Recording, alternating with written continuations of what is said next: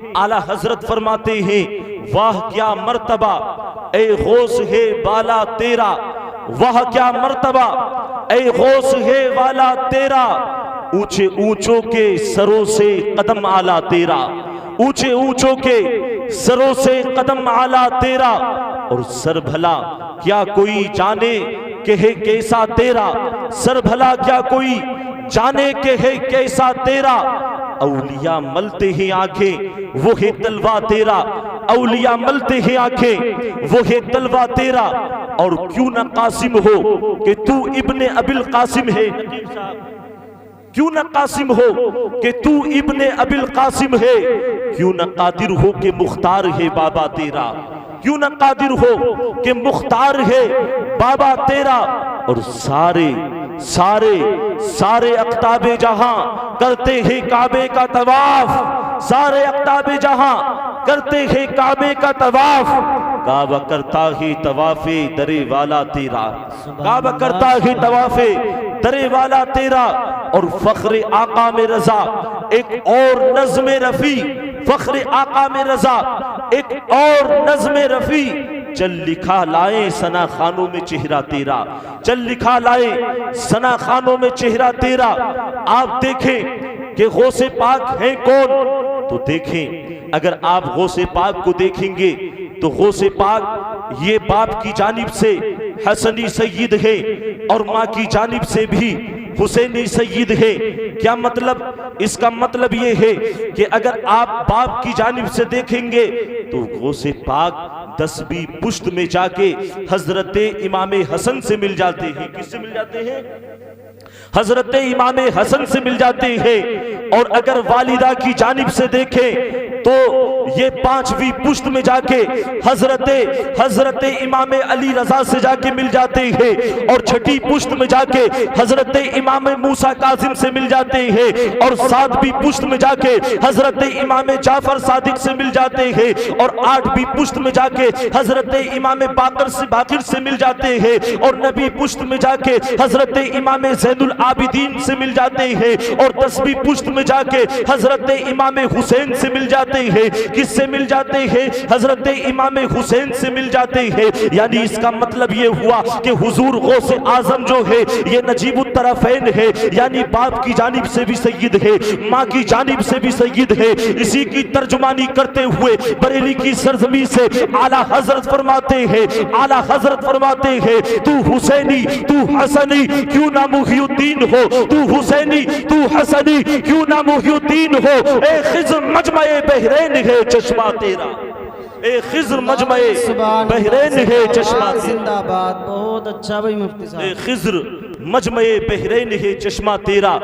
तो ये आप देखिए कि 10वीं पुश्त में जाके हजरत इमाम हसन और हजरत इमाम हुसैन से मिल जाते हैं। और हजरत इमाम हसन और हुसैन कौन है? तो आप देखें ये शादी की महफिल है। मैं आपको बता दूं कि जब हम रिश्ता करते हैं, जब हम अपने बच्चे का रिश्ता करते हैं तो रिश्ता करने से पहले बच्चे की नानी को भी देखा करते हैं, बच्चे की नानी को भी देखा करते हैं और उसके नाना को भी देखा करते हैं। इसी तरह से लड़की के नाना को भी देखा करते हैं और उसकी नानी को भी देखा करते हैं। क्यों देखा करते हैं? इसलिए देखा करते हैं ताकि पता चल जाए कि नाना कैसे, उनकी जिंदगी कैसे गुजरी, नानी कैसे, उनकी जिंदगी कैसे गुजरी। अगर ये शरीफ हुआ करते हैं तो लोग कहा करते हैं कि यकीनन इनके बच्चों के अंदर भी इनकी खसलत होगी, इनके बच्चों के अंदर भी इनकी आदत होगी। तो यकीनन लोग जब नानी नाना को अच्छा देखते हैं तो वो रिश्ता जो है खुशदिली के साथ किया करते हैं। लेकिन जब हमने हुजूर गौसे आजम के नसबनामे को पढ़ा तो हमको पता चलता है कि हुजूर गौसे आजम जो है हजरत इमाम हसन और हुसैन से मिलते हैं। और जब हमने हजरत हुसैन और हसन के मकाम को देखा तो सुनो खेड़ा अपरोला के मुसलमानों, सुनो हजरत हसन और हुसैन का मकाम ये है और इनका रिश्ता ये है। सुनो जद्दुहुमा रसूलुल्लाह सल्लल्लाहु तआला अलैहि वसल्लम, मोहब्बत से बोले सुभान अल्लाह। जद्दुहुमा रसूलुल्लाह सल्लल्लाहु तआला अलैहि वसल्लम, यानी हजरत हसन और हुसैन वो है कि जिनके नाना नबी करीम सल्लल्लाहु ताला अलैहि वसल्लम है। वजद्दतुहुमा खदीजतु बिन्त खुवैलिद रज़ियल्लाहु ताला अन्हा। और हजरत हसन और हुसैन वो है कि जिनकी नानी नबी की ज़ौजा हजरत खदीजतुल कुबरा है। व अबूहुमा अली इब्न अबी तालिब। और हजरत हसन और हुसैन वो है कि जिनके वालिद हजरत अली इब्न अबी तालिब है। व उम्मुहुमा फातिमतु बिन्त रसूलिल्लाह सल्लल्लाहु ताला अलैहि वसल्लम। और हजरत हसन और हुसैन वो है कि जिनकी अम्मी नबी की शहजादी हजरत फातिमा ज़हरा है। व अम्मुहुमा जाफर इब्न अबी तालिब। और अगर आप इनके चचा को देखें तो इनके चचा हजरत जाफर इब्न अबी तालिब है। व अम्मतुहुमा उम्मे हानी रज़ियल्लाहु ताला अन्हा। और अगर आप इनकी फूफो को देखें तो वो हजरत उम्मे हानी है। व खालुहुमा कासिमो इब्राहिम। अगर आप इनके मामुओं को देखें तो हजरत कासिमो इब्राहिम है। व खालतुहुमा ज़ैनब रुक़ैया उम्मे कुलसूम। अगर आप इनकी खालाओं को देखें तो इनकी खालाएं नबी की शहजादी हजरत उम्मे कुलसूम, हजरत ज़ैनब, हजरत रुक़ैया है। आप देखें तो सही, ये तो इनका खून का रिश्ता है। ये इनका खून का रिश्ता है कि जिसमें नबी भी आते हैं, नबी की ज़ौजे मोहतरमा भी आती है और नबी की बेटियां भी आती है, नबी के शहजादे भी आते हैं। लेकिन इनका मकाम क्या है? तो सुनो, इनका मकाम ये है जद्दुहुमा फिल जन्ना, कि इनके नाना भी जन्नती है। वजद्दतुहुमा फिल जन्ना, इनकी जो है नानी भी जन्नती है। व अबूहुमा फिल जन्ना, इनके अबू भी जन्नती है। व उम्मुहुमा फिल जन्ना, इनकी अम्मी भी जन्नती है। व खालुहुमा फिल जन्ना, इनके मामू भी जन्नती है। व खालतुहुमा फिल जन्ना, इनकी खालाएं भी जन्नती है। व अम्मुहुमा फिल जन्ना, इनके चचा भी जन्नती है। व अम्मतुहुमा फिल जन्ना, इनकी फूफो भी जन्नती है। लेकिन खेड़ा अपरोला के मुसलमानों सुनो तो सही, ये तो इनके खून के रिश्ते हैं। ये इनका खून का रिश्ता है कि जिनका मकाम जन्नत है। लेकिन हम आशिक़े रसूल, हम गौसे पाक को मानने वाले, हम हसनैन करीमैन को मानने वाले, उनके हमारे लिए क्या मकाम होगा, हमारे लिए क्या फायदा होगा? हम तो इनको फॉलो करते हैं, हम तो इनको मानते हैं, हमारा मकाम क्या होगा? जबकि इनके खून का रिश्ता जो है उनका मकाम तो जन्नत है। हम गुलामों का मकाम क्या होगा? जब हम गुलामों ने अर्ज किया कि हमारा मकाम क्या होगा, इसलिए कि रात के 1 बजे हमने अपने घर को छोड़ा, अपने बच्चों को छोड़ा, अपने बिस्तर को छोड़ा, अपने मकान को छोड़ा, अपने अहलो अयाल को छोड़ने के बाद महफिल में आ गए और नबी की आल की मोहब्बत में हमने अपनी शब्बेदारी की। हमारे लिए क्या मकाम होगा, हमारे लिए क्या फायदा होगा? तो यही सदा आएगी, मन अहब्बहुमा फिल जन्ना।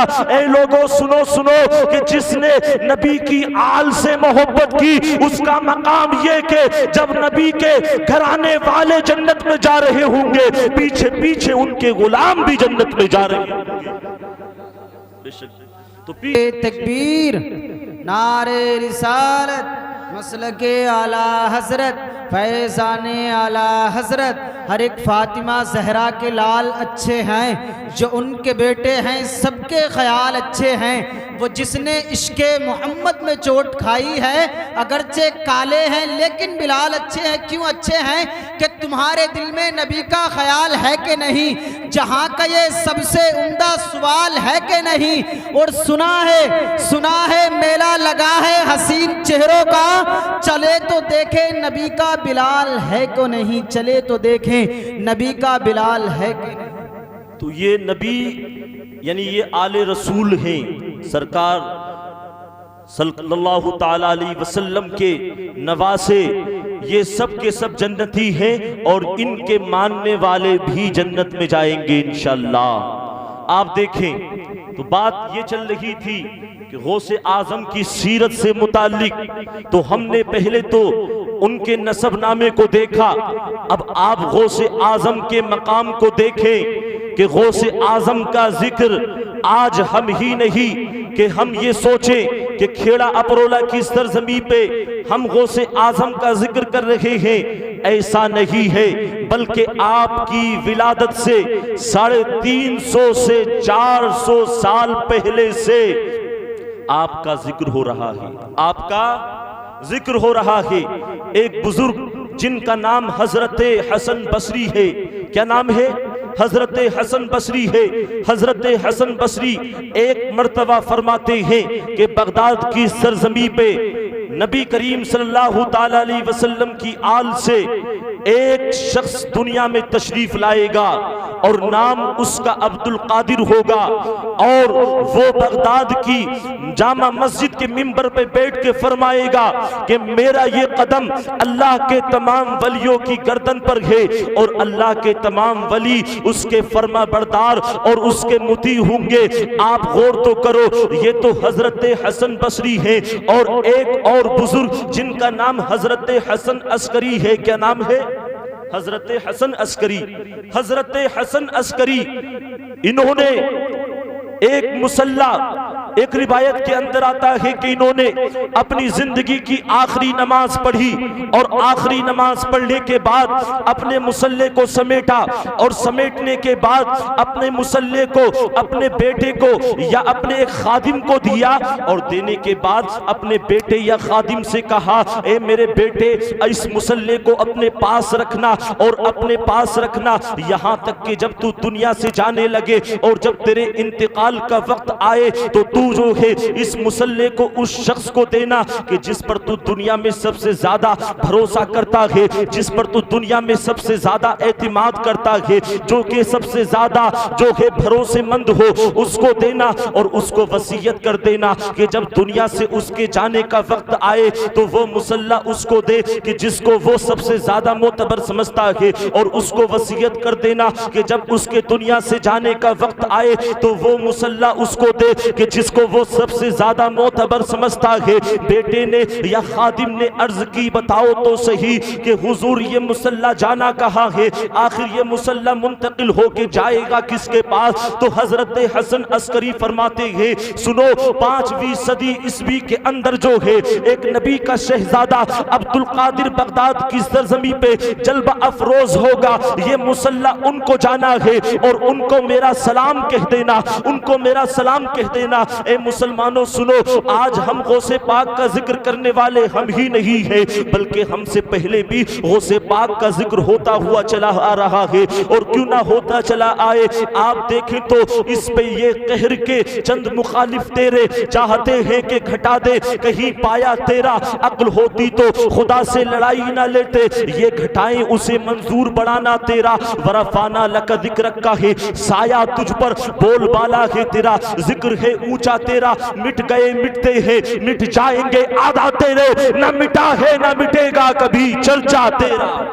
बेशक बेशक सुभान न मिटेगा सुभान कभी चर्चा तेरा। अब आप देखें कि जिस रोज यानी जिस रात हुजूर गौसे आजम की विलादत हुई है तो आपके वालिद मोहतरम फरमाते हैं कि मैंने मुशाहिदा किया कि हमारे मकान पर मुस्तफ़ा जाने रहमत, शमे बज़्म हिदायत, आफताब नबुव्वत, महताब रिसालत, नौशे बज़्म जन्नत, मालिक हौज़े कौसर, अहमद मुस्तबा, मोहम्मद अरबी, रूही फिदा अलैहि तहियतो व सना तशरीफ लाए। मोहब्बत से बोले सुभान अल्लाह।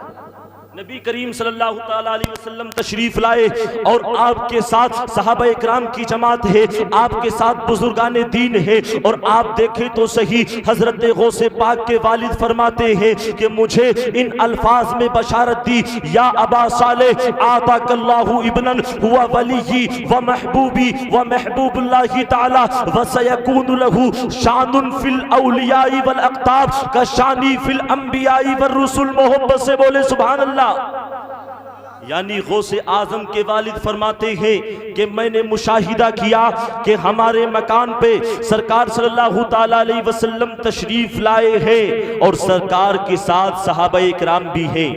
रात का 1 बज रहा और इस वक्त सुनाना बहुत मुश्किल होता है, लेकिन आप लोगों की मोहब्बत के आप लोग सुन रहे हैं और यकीनन मैं भी आप लोगों की मोहब्बत में नोएडा से यहाँ आया हूँ, तो इसलिए जो है मैं इंशाअल्लाह आपको जो भी सुनाऊंगा ऐसा सुनाऊंगा कि इंशाअल्लाह ईमान ताज़ा हो जाएगा। आप देखें तो सही कि सरकार गौसे आजम के वालिद फरमाते हैं कि मुझे नबी करीम सल्लल्लाहु ताला अलैहि वसल्लम ने इस बात की बशारत दी, ए अबू सालेह अल्लाह तुझको एक ऐसा बेटा अता फरमाएगा, ऐसा बेटा अता फरमाएगा कि वो मेरा भी महबूब होगा और वो मेरा भी प्यारा होगा और वो अल्लाह का भी प्यारा होगा और उसकी औलिया और आफ्ताब के दरमियान एक शान होगी जैसे कि मेरी शान अंबिया और रसूल के दरमियान है। आप देखें तो सही, सरकार गौसे आजम जिस रात तशरीफ लाए हैं, जिस रात मेरे हुजूर गौसे आजम तशरीफ लाए हैं, अल्लाह रब्बुल इज्जत ने उस रात शहर जीलान में पैदा होने वाले तमाम बच्चों को, यानी तमाम जिस घर में बच्चा पैदा हुआ, अल्लाह ने सबको सबके घर में लड़का पैदा यानी लड़का अता किया, यानी अल्लाह ने सबको लड़का अता किया। और इतना ही नहीं, सबके सब अल्लाह के वली बने, अल्लाह के वली बने। आप देखें कुछ मतलब ये कि आपके जहन में बात आ रही होगी कि हम गौसे पाक का जिक्र सुनने तो हमें क्या मिलेगा। तो आप देखें कि जिस रात सरकार गौसे आजम पैदा हुए तो उस रात जितने भी बच्चे हुए सबके सब लड़के पैदा हुए और सबके सब अल्लाह के वली बने, अल्लाह के वली बने। और जब सरकार गौसे आजम पैदा हुए तो रमजान का महीना जब पैदा हुए तो आपने सुबह सादिक से लेके और जो है गुरूब आफताब तक जो है माँ का दूध नहीं पिया। यानी आपने जो है, आप देखें अभी शरीयत के मुकल्लफ भी नहीं है और आपने रोजा यानी रोजा रखा। लेकिन आज के नौजवान को देखें हजरत, आज के नौजवान को देखें कि हुजूर गौसे आजम तो जो है कि बचपन में माँ का दूध जो है रोजे के एहतराम में नहीं पिया। लेकिन आज का मुस्टंडा, आज का नौजवान जो है, अगर रमजान का महीना चलता होता है तो वो जो है इस बात की परवाह नहीं करता कि मैं मुसलमानों की बस्ती में हूँ, वो इस बात की परवाह नहीं करता कि मैं मुसलमानों के दरमियान हूँ, बल्कि वो लोगों के दरमियान खुल्लम खुल्ला खाता है, लोगों के दरमियान खुल्लम खुल्ला पीता है। ये आज का मुस्टंडा है। लेकिन सरकार गौसे आजम है कि जब पैदा हुए हैं तो सुबह सादिक से लेके गुरूब आफताब तक माँ का दूध नहीं पिया है। इसीलिए तो आप देखें कि महल्ले के अंदर ये मशहूर हो गया, शहर जीलान के अंदर ये मशहूर हो गया कि जो है अशराफ के घराने में एक बच्चा पैदा हुआ है।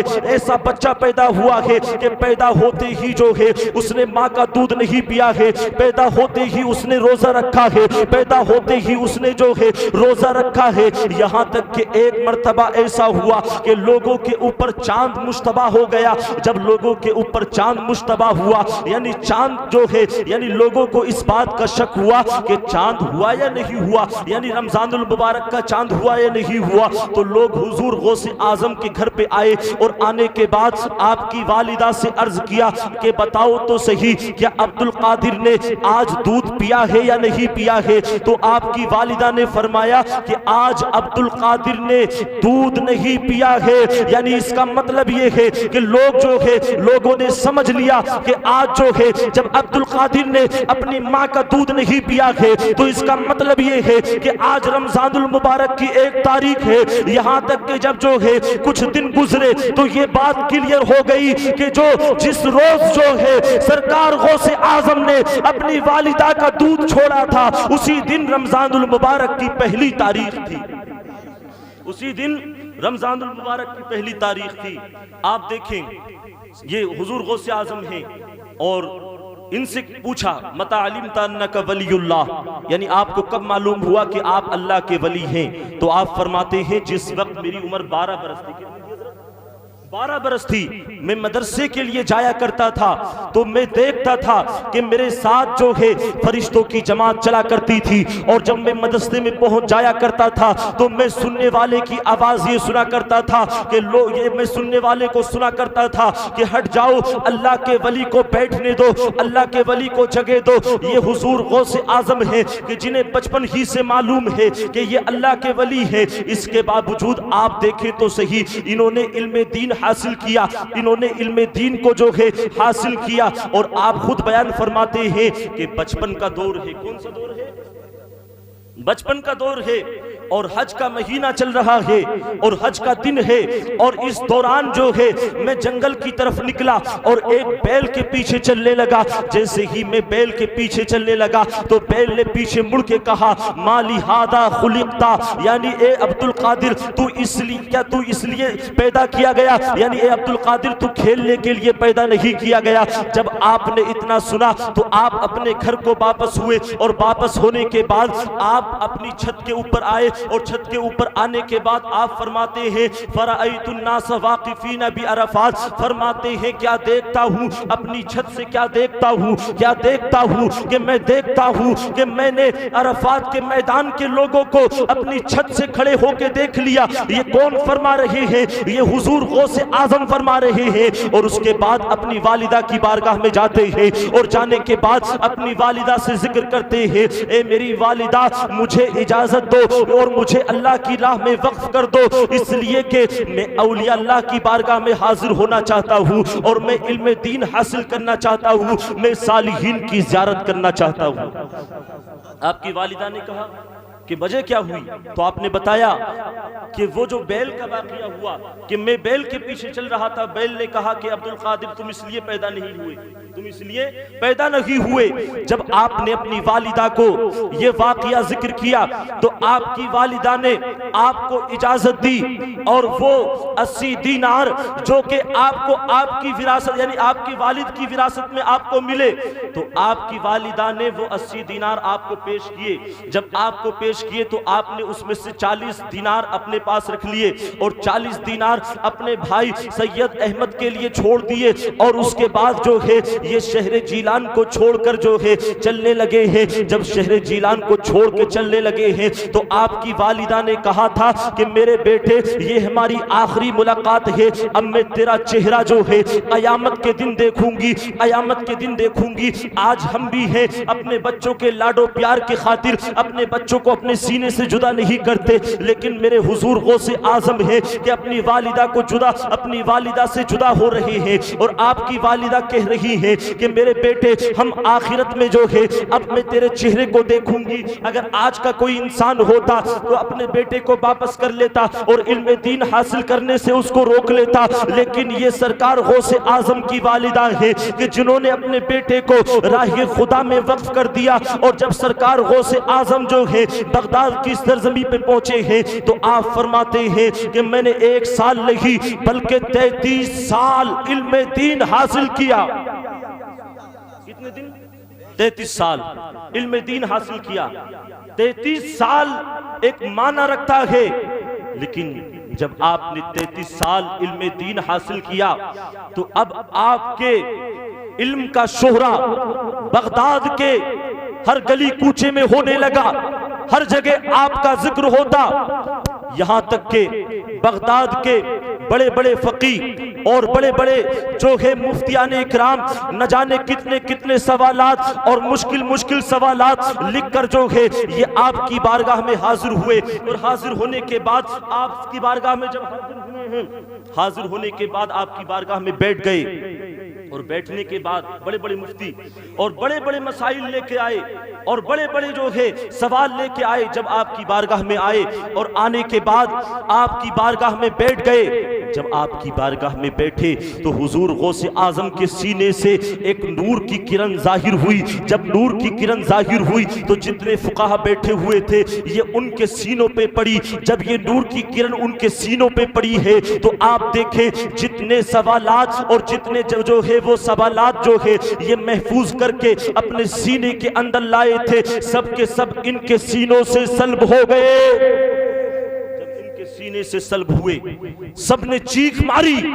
उसके बाद गौसे पाक तशरीफ लाए, कुर्सी पे बैठे और बैठने के बाद हर एक मुफ्ती के हर एक फकीह के सवाल का जवाब अता फरमाया और सवाल के जवाब इस तरह से अता फरमाया कि जितने सवालात जिस फकीह के सीने में महफूज थे हर एक का जवाब अता फरमाया। और हर एक का जवाब जब हर एक का जवाब उनको मिल गया है तो उन मुफ्तियाने इकराम ने कहा था और लोगों सुनो सुनो, ये कोई आम शख्सियत नहीं है बल्कि इसके इल्म का मकाम तो ये है, इसके इल्म की शान तो ये है कि अल्लाह ने इसको ऐसे इल्म से नवाजा है कि यही वली अल्लाह ने इसको ऐसे इल्म से नवाजा है कि ये जो है ये ना सिर्फ जो है एक मसलक का फतवा देता है बल्कि ये जो है हर मसलक का फतवा दिया करता है और हर मसलक के मुताबिक जवाब दिया करता है। ये सरकार गौसे आजम है।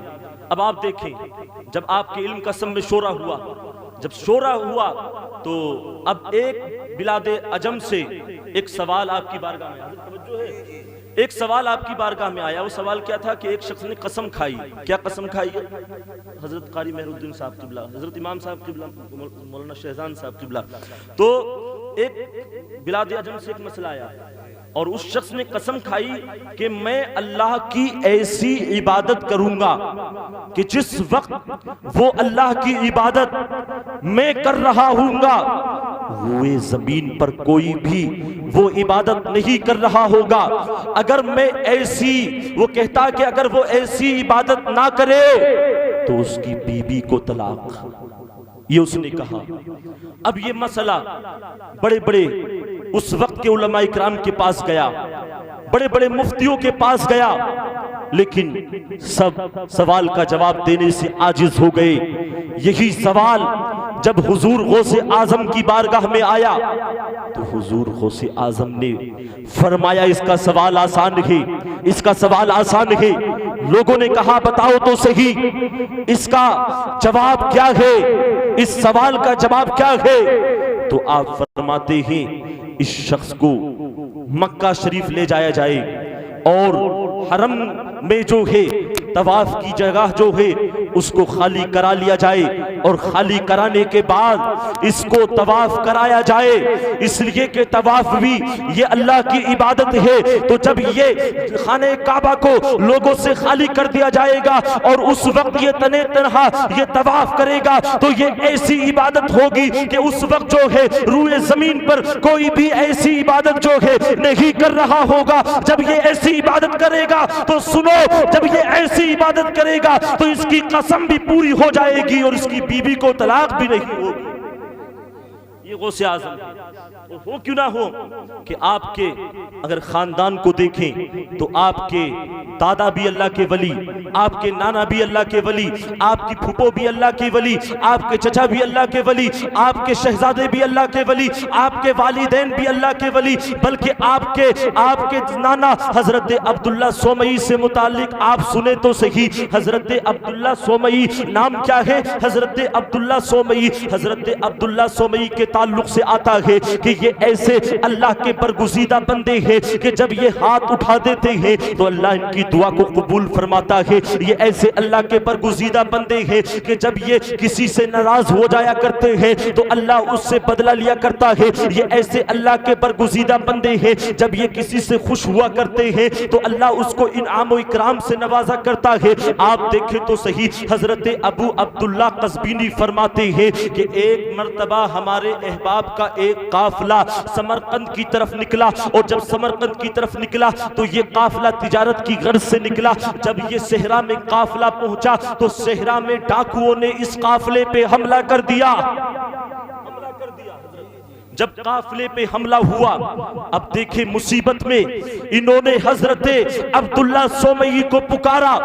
जब हजरत अब्दुल्ला सोमई को पुकारा, हुआ काइमुन बैनना वनादा सुब्हुन कुद्दूसुन रब्बुना तफर्रकी या खैलु अन्ना, यानी वो फरमाते लोग कहते हैं कि जब डाकुओं ने हमको घेरा तो हमने जो है हजरत अब्दुल्ला सोमई को पुकारा। जब हमने हजरत अब्दुल्ला सोमई को पुकारा तो क्या देखते हैं कि हजरत अब्दुल्ला सोमई हमारे दरमियान खड़े हुए हैं और जो है सुब्हुन कुद्दूसुन, ये सुब्हुन कुद्दूसुन की तिलावत फरमा रहे हैं, सुब्हुन कुद्दूसुन का विर्द कर रहे हैं। सुब्हुन कुद्दूसुन का विर्द करना है, इसके विर्द की बरकत से जितने डाकू सवार थे सब के सब जो है ये दहशत में पड़ गए और उसके बाद कोई जंगल की तरफ भागने लगा, कोई सहरा की तरफ भागने लगा, कोई पहाड़ की तरफ भागने लगा, यहाँ तक कि हमने डाकुओं से निजात पाई। और उसके बाद जब हमने हजरत अबू सालेह हजरत अब्दुल्ला सोमई को तलाश किया तो हमने अपने दरमियान हजरत अब्दुल्ला सोमई को नहीं पाया, हमने उनको अपने दरमियान नहीं पाया।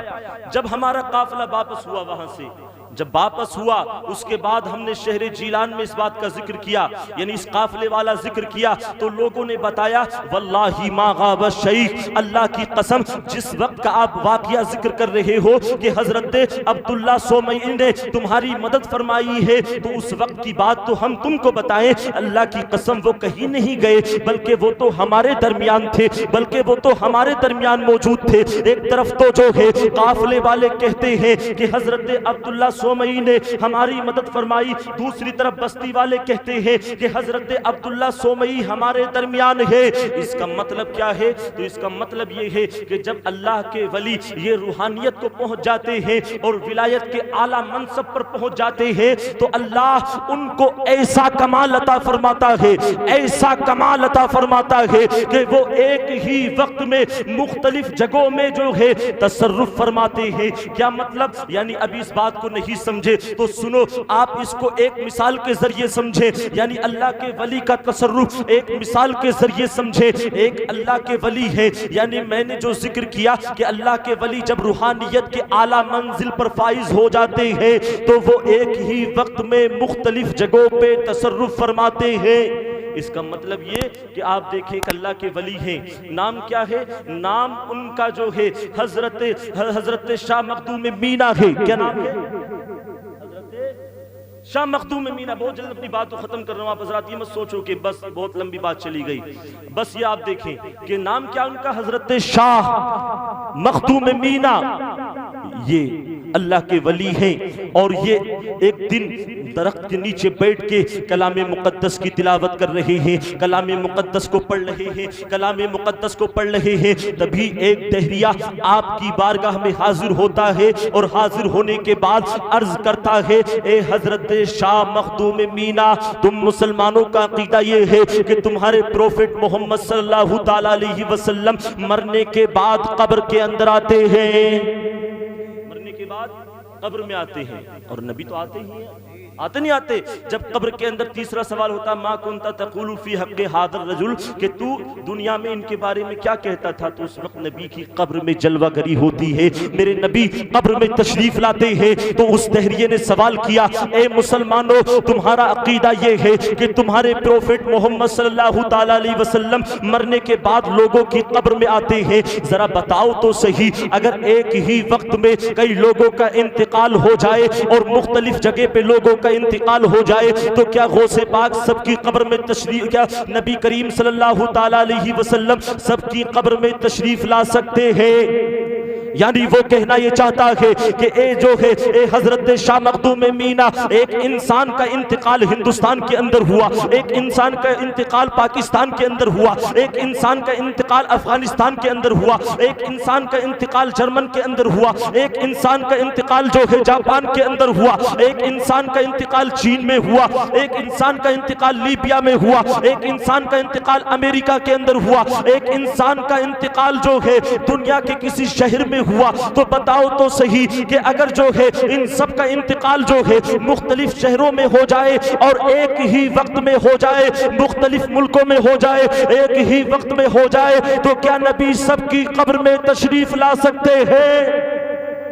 जब ये सवाल किया तो हजरत शाह मखदूम मीना ने इसके सवाल का जवाब नहीं दिया, बल्कि आपने फरमाया, ए दहरिये, तू चल के आया है, अपने सवाल का जवाब बाद में लेना, सवाल का जवाब बाद में लेना, पहले इस दरख्त के नीचे लेट जा, इस दरख्त के नीचे लेट जा।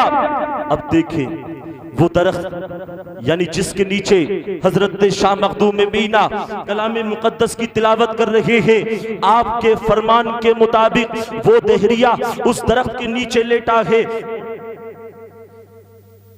जब दरख्त के नीचे लेटा, अब देखें दरख्त के नीचे लेट गया और दरख्त के नीचे अभी लेटा ही था कि उठ खड़ा हुआ और खड़ा होने के बाद हजरत शाह मखदूम मीना से अर्ज करता है, ए हजरत शाह मखदूम मीना, अपने हाथ को बढ़ाइए और मुझे कलमा पढ़ाइए, कलमा पढ़ा के मुझे दाखिल इस्लाम कराइए, मुझे मुसलमान कराइए। जब इतना कहा तो वो लोग जो हजरत शाह मखदूम मीना की बारगाह में थे, सबने उस दहरिया के दामन को पकड़ लिया। पकड़ने के बाद कहा, ए दहरिया, अब तक तो तू इस्लाम पे एतराज कर रहा था, मुसलमानों पे एतराज कर रहा था, प्रोफेट मोहम्मद सल्लल्लाहु ताला अलैहि वसल्लम पे एतराज कर रहा था, अब बता, अब क्या हुआ कि अभी तो तुझे तेरे सवाल का जवाब भी नहीं मिला और तूने उससे पहले कलमा पढ़ लिया। तो वो देहरिया कहता है, ए मुझसे सवाल करने वालों, ए मेरे दामन को पकड़ने वालों, सुनो सुनो। जैसे ही हजरत शाह मखदूम मीना के फरमान के मुताबिक मैं इस दरख्त के नीचे लेटा हूँ तो क्या देखता हूँ, क्या देखता हूँ, क्या देखता हूँ कि दरख्त के हर हर पत्ते पे हजरत शाह मखदूम मीना का जमाल नजर आ रहा है। हजरत शाह मखदूम मीना दरख्त के हर हर पत्ते पे नजर आ रहे हैं। तो मैं समझ गया कि जब जो है हिंदुस्तान में रहने वाले हजरत शाह मखदूम मीना के जमाल का आलम ये है, तो फिर शाह मदीना के जमाल का आलम क्या होगा।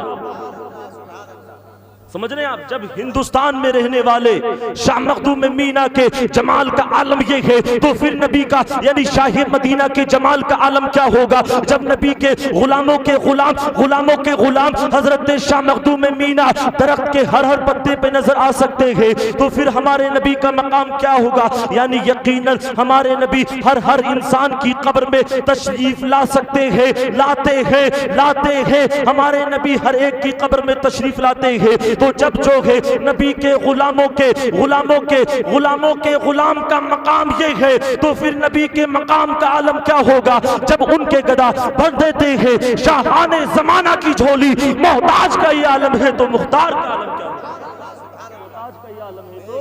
मुख्तार का आलम क्या होगा। आप देखिए, ये सरकार गौसे आजम की सीरत सुनाई जा रही है। किसकी सीरत? मैं अपना जिक्र नहीं कर रहा, मैं हाफिज मेहरुद्दीन साहब का या हाफिज फिरोज साहब का जिक्र नहीं कर रहा, बल्कि मैं गौसे पाक का जिक्र कर रहा हूं। आप देखें कि एक मिसाल और देखिए और बात खत्म कर रहा हूं मैं अपनी। जब बात औलिया अल्लाह के तसर्रुफ की आ गई, औलिया अल्लाह के तसर्रुफ की आ गई, तो अभी बात क्या चल रही थी कि नबी हर मोमिन की कब्र में तशरीफ लाते ही हैं। जाहिर सी बात है, कब्र के अंदर तीसरा सवाल होगा, मा कुंता तक़ूलु फी हक़्क़ि हाज़ा रजुल, कि तू दुनिया में इनके ताल्लुक से क्या कहता था।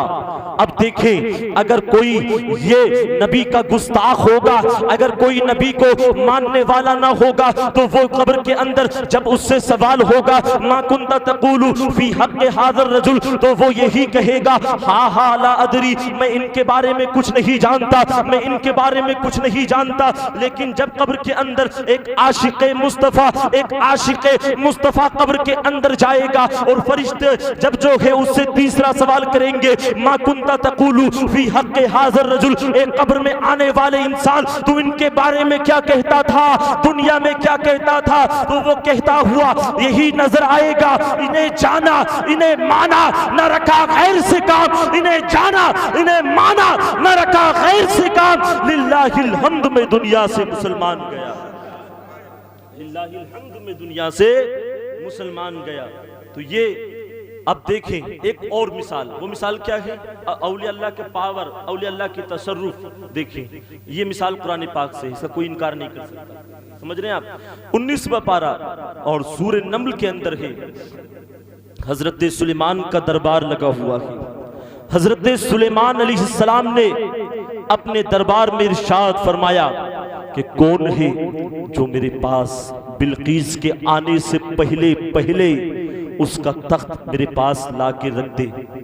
जब हजरत सुलेमान अलैहिस्सलाम ने इतना इरशाद फरमाया, क़ाला इफ़रीतुम मिनल जिन्न अना आतीका बिही क़ब्ल अन तक़ूम मिन मक़ामिक, तो एक सरकश जिन, एक इफरीत जिन, उसने कहा कि मैं आपकी बारगाह में बिल्कीस का तख्त इस मजलिस के बर्खास्त होने से पहले पहले ला के रख दूंगा।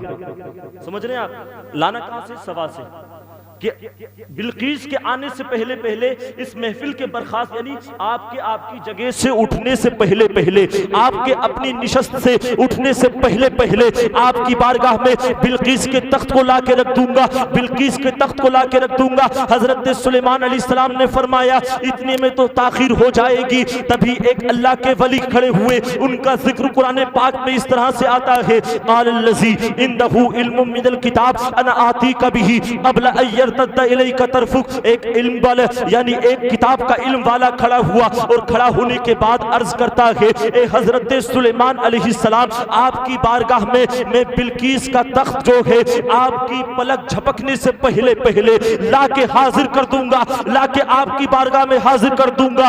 अभी ये गुफ्तगू ही चल रही थी, अभी ये बात ही चल रही थी कि अभी पलक को झपका भी नहीं था कि आपकी बारगाह में हजरत सुलेमान अलैहिस्सलाम के फैज याफ्ता उस जो है साहिब इल्म ने उस तख्त को लाके आपकी बारगाह में रख दिया। अब आप गौर करें कि जब हजरत सुलेमान अलैहिस्सलाम की बारगाह के फैज याफ्ता के जो है ताकत का आलम ये है, जब उसकी कुव्वत का आलम ये है, जब उसकी पावर का आलम ये है, तो अब अंदाजा लगाओ कि मेरे नबी की ताकत का आलम क्या होगा, मेरे नबी के मकाम का आलम क्या होगा, मेरे नबी की पावर का आलम क्या होगा। इसीलिए तो आला हजरत फरमाते हैं, हाथ जिस सिमत उठा गनी कर दिया मौजे बहरे सखाबत पे लाखों सलाम। समझ रहे हैं आप? तो ये जब हजरत सुलेमान अलैहिस्सलाम के फैज याफ्ता का ये ताकत का ये आलम है, तो फिर हमारे नबी की ताकत का आलम क्या होगा। तो ये औलिया अल्लाह का तसर्रुफ आपके सामने बयान किया गया। और आपको मैं बता दूं, ये शादी से मुताल्लिक महफिल है, शादी से मुताल्लिक। तो लोग शादी क्यों करते हैं? ताकि मुस्तफ़ा की सुन्नत पर अमल हो जाए, मुस्तफ़ा की सुन्नत पर अमल हो जाए। और अगर शादी में अल्लाह और उसके रसूल का जिक्र हो जाए, अल्लाह और उसके रसूल का जिक्र हो जाए, तो ये यकीनन शादी ये सुन्नत के मुताबिक होगी।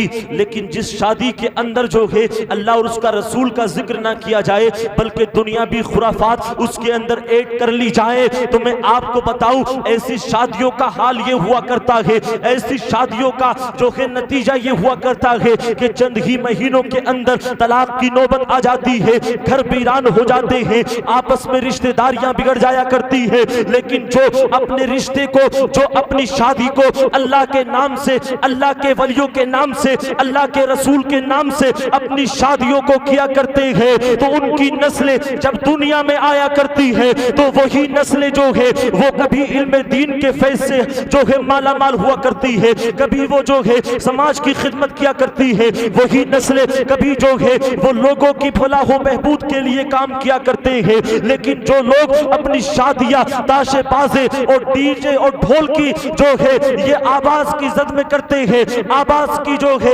ये सहारा लेके करते हैं, वो दुनिया में भी नुकसान है और आखिरत में भी नुकसान है। समझ रहे हैं? सुभान अल्लाह, सुभान अल्लाह। तो बात चल रही थी सरकार गौसे आजम की, बस हजरत बस पूरा कर लें, ठीक है। बात चल रही गौसे आजम की, तो अब देखें किस, मैंने कहा कि सरकार गौसे आजम के नाना को देखें वो भी अल्लाह के वली, सरकार गौसे आजम के चचा को देखें वो भी अल्लाह के वली, बल्कि अगर आप सरकार गौसे आजम की फूफो को देखें तो वो भी अल्लाह की वली, वो भी अल्लाह की वली। अब एक चीज और देखें आप, हजरत फातिमा बिनते अत्तार अल बगदादिया, इनके भाई बताते हैं कि मेरी बहन अपनी जिंदगी में 3 मर्तबा घर से निकली। कितनी मर्तबा? 3 मर्तबा। पहली मर्तबा जब उसकी शादी हुई, जब उसकी शादी हुई, और दूसरी मर्तबा अपने घर से जब निकली, जब हज के लिए गई, और तीसरी मर्तबा जानते हैं आप कब निकली? तीसरी मर्तबा अपने घर से ये उस वक्त निकली जिस वक्त के इनका जनाजा घर से निकला। अल्लाहु अकबर। ये उस वक्त की ख्वातीन हुआ करती थी कि जिनका जो है इस कदर जो है शरीयत पे अमल हुआ करता था कि ये हजरत फातिमा बिनते अत्तार अल बगदादिया है कि अपनी जिंदगी में 3 मर्तबा जो है फकत अपने घर से निकली है। लेकिन आज की औरत जो है अगर दिन में जो है 10 मर्तबा अगर घर से बाहर ना निकले तो उसकी रोटी ही हजम नहीं हुआ करती है, उसकी दाल ही नहीं गला करती है। ए लोगों, तुम्हें औरतों, तुम्हें जो है इनकी सीरत को पढ़ना चाहिए, हजरत फातिमा बिनते अत्तार अल बगदादिया की सीरत को पढ़ना चाहिए, और हुजूर गौसे आजम की फूफी हजरत आयशा की सीरत को पढ़ना चाहिए। हजरत आयशा सरकार गौसे आजम की फूफी है, ये सरकार गौसे आजम की फूफी है। एक एक मर्तबा हुआ क्या कि शहर जीलान के अंदर कहत साली पड़ गई। जब शहर जीलान के अंदर कहत साली पड़ी है तो लोगों के जानवर ये पानी से जो है, यानी पानी से जो है ये बेचैन है, लोग पानी से बेचैन है, छोटे छोटे बच्चे पानी से बेचैन है। यहाँ तक कि जब कहत साली पड़ी है तो हर एक जो है पानी के लिए बेचैन है और बारिश बरसने का नाम ही नहीं ले रही है। सबके सब लोगों ने मशवरा किया कि हमारी दुआएं तो कबूल नहीं हो रही है, हमारी दुआएं तो हम कर रहे हैं लेकिन कबूल नहीं हो रही है। क्यों ना हम हजरत फातिमा यानी हजरत आयशा की बारगाह में चले और हजरत आयशा से हम दुआ कर आए। इसलिए कि जब हजरत आयशा दुआ करेंगी तो अल्लाह उनकी दुआ को कबूल कर लेगा, कबूल कर लेगा। अब सारे लोग हजरत आयशा की बारगाह में आए और ये हजरत आयशा ये हुजूर गौसे आजम की फूफी है। जब इनकी बारगाह में आए कहत साली की शिकायत की और जिक्र किया कि छोटे छोटे बच्चे ये पानी के लिए जो है तरस रहे हैं, छोटे छोटे बच्चे और छोटे छोटे जो है जानवर ये पानी की ना मिलने की वजह से बेचैन है और बूढ़े जो है पानी ना मिलने की वजह से बेचैन है। लिहाजा आप अल्लाह की बारगाह में हाथ उठाए और हाथ उठाने के बाद अल्लाह की बारगाह में दुआ करें ताकि अल्लाह आसमान से पानी बरसा दे। लोगों ने अर्ज किया। अब जब अर्ज किया हजरत आयशा ने अपने हाथों को उठाया और हाथ उठाने के बाद अब देखें उससे पहले यानी हाथ उठाने से पहले आपने अपने सहन के अंदर झाड़ू दी और झाड़ू देने के बाद अल्लाह की बारगाह में हाथ उठाया और हाथ उठाने के बाद अल्लाह की बारगाह में अर्ज करती है, ए मेरे मौला झाड़ू मैंने बटोर दी है, इस पे तराई करना तेरा काम है, इसको सैराब करना तेरा काम है। आप देखें अभी हजरत आयशा के हाथ नीचे भी नहीं आए थे, लोग आपकी बारगाह में खड़े हुए ही थे। क्या देखते हैं कि आसमान से पानी झमाझम बरस रहा है, बरसात का नुज़ूल होने लगा है। लोग इस हाल में अपने घर को वापस हुए हैं कि जब लोग वापस हो रहे हैं तो लोग बारिश में भीगते हुए अपने घर को वापस हो रहे हैं और यही कहते हुए जा रहे हैं कि जब हुजूर गौसे आजम की फूफी हजरत आयशा का मकाम ये है, जब इनका मर्तबा ये है कि अल्लाह इनकी दुआ को कबूल फरमाता है, तो फिर नबी की ज़ौजा उम्मुल मोमिनीन हजरत आयशा सिद्दीक़ा के मकाम का आलम क्या होगा। इसलिए कि सुनो कि जब हजरत आयशा ने बगदाद की आयशा ने अपने हाथों को उठा दिया तो अल्लाह ने जमीन पे बारिश को बरसा दिया। और अगर नबी की बीबी नबी की ज़ौजा उम्मुल मोमिनीन हजरत आयशा हम गुनहगारों के लिए दुआ कर दे, अगर हम गुनहगारों के लिए दुआ कर दे तो यकीनन मैं कहता हूं कि हमारा दुनिया में भी बेड़ा पार है, आखिरत में भी बेड़ा पार। समझ रहे हैं आप। तो बहरहाल हमको औलिया अल्लाह की सीरत अपनाना चाहिए और उनके तरीके के मुताबिक अपनी ज़िंदगी बसर करना चाहिए। अल्लाह पाक अब तक हमने जितना सुनाया उलमा को सुना सबको अल्लाह रब्बुल इज़्ज़त कबूल अता फरमाए और दौरान गुफ्तगू जो कुछ अगलात हुई अल्लाह अपने हबीब के सदक़े से माफ़ अता फरमाए और इस शादी के तमाम मराहिल को बासानी अल्लाह रब्बुल इज़्ज़त मंजिल मक़सूद तक पहुँचाए। अस्तग़फिरुल्लाह रब्बी मिन कुल्लि ज़ंबि व अतूबु इलैह व आखिरु दावाना अनिल हम्दुलिल्लाहि रब्बिल आलमीन। अस्सलामु अलैकुम व रहमतुल्लाहि व बरकातुहू।